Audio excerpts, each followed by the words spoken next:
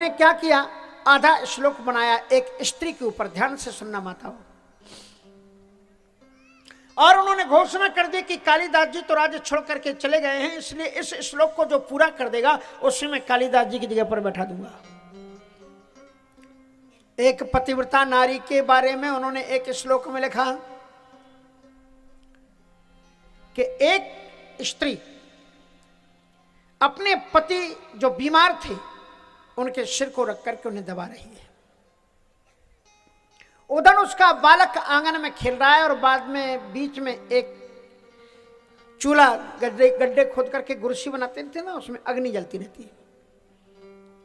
बच्चा खेलते खेलते उसके पास पहुंच जाता है। वैद्य ने बताया है कि इनका सिर नीचे नहीं झुकना चाहिए, क्योंकि इनकी जो दवा है वो यदि नीचे से ऊपर को चली गई तो सिर भेदन हो जाएगा, इसलिए सिर को उठा के रखना है। पत्नी अपने पति के सिर को उठा करके बैठी हुई नीचे रखा तो उसका सिर झुक जाएगा। उधर उसका बेटा खेलते खेलते अग्नि के गड्ढे की ओर चला गया। एक हाथ उसका खिसक गया है, दूसरा हाथ उसका खिसकने वाला है, अग्नि की लपटों में बच्चा चला जाएगा। लेकिन अपने पति को बचाए या बच्चे को बचाए तो क्या लिखा कि सुतम पतंतम प्रसमेक्ष पाव के ना बोधयामास पतिम पतिव्रता। पतिव्रता नारी अपने पति के सिर को हाथ में लेकर के बैठी हुई है, अपने सामने देख रही कि उसका पुत्र अग्नि के गोले में गिरने ही वाला है, लेकिन उसने अपने पति को बचाने के लिए अपने बच्चे को छोड़ दिया और पति के सिर को उठाई रही। इसके आगे का श्लोक लिखो फिर क्या हुआ उस बच्चे का। शतम पतंतम प्रसमच्छ पाव के, अपनी आंखों से अपने बच्चे को अग्नि में गलते हुए देख करके भी उसने पति के सिर को नीचे नहीं रखा। तो क्या हुआ, तो लोगों ने कहा क्या लिखा जाए, अग्नि में गिराए तो जल गया होगा ना। और यदि ये बात कह दी जाए तो पतिव्रता नारी का महिमा खत्म हो जाती है। तो कोई भी जब नहीं लिख पाया तो छुपे हुए कालिदास जी थे, उन्होंने कहा राजन काव्य धर्म समाप्त नहीं हुआ है, आगे की लाइन लिखो।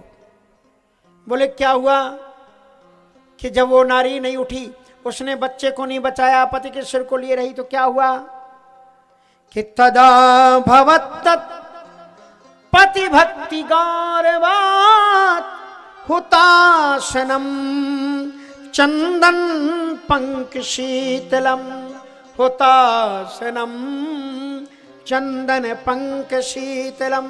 जब पतिव्रता नारी पति की बचाने के लिए जब वो अग्नि के पास में नहीं गई, बच्चा उसका गिर गया, तो उस पतिव्रता नारी के पतिव्रत प्रभाव के कारण चंदन अग्नि ने ही अपना धर्म बदल दिया और चंदन के समान अग्नि शीतल हो गई और बच्चा वहां खेलता हुआ मिला। तदा भवत तत्पति भक्ति गौरवात हुतासनम चंदन पंक शीतलम।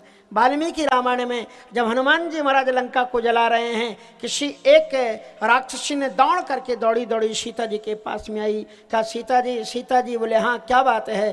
कहा वो जो बानर तुमसे बात कर रहा था ना, एक छोटा सा बालक, और आप उसकी बात को सुन करके आपने आंखों के आंसू पहुँचे थे, जिसने आपके आंखों के आंसू पहुँचे थे जानकी जी, वो बंदर आग लग गई है लंका में, उसमें जल रहा है।